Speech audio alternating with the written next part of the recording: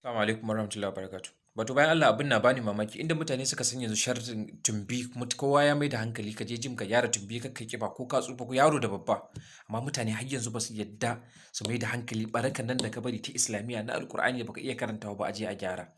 har yanzu mutane ba su damu ba wanda za ka yi ta magana ya ce office work aiki ya mai yawa businesses activities amma ya san duk weekend yana wurin instructor yana gym instructor ka je ka biya kuɗin ka wai dan ka rage tumbi kuma ya shekara da shekaru yana guje-guje tumbin ya ki komawa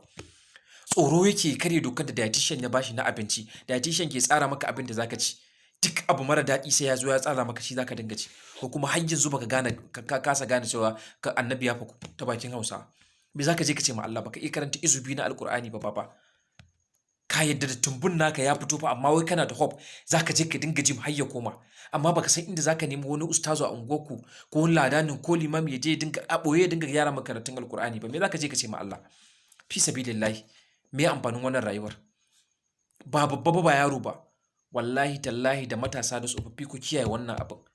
kana da dama babu abin da ke da sauƙin gyarawa saboda taimakon ubangiji irin alkur'ani alkur'ani littafin Allah ne Allah sai ya albarkaci abin daga yau ka sa alƙalami cewa daga yau zan gyara barakar da na bari na alkur'ani inda ban iya ba zan je in gyara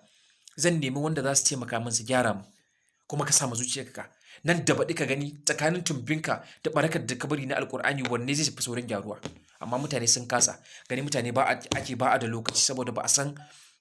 ba a ganin ribar wannan a kusa tumbi ko kana ganin zai koma zaka koma dan zakwai zakwai ka damu tumbi ka je kana zuwa kabari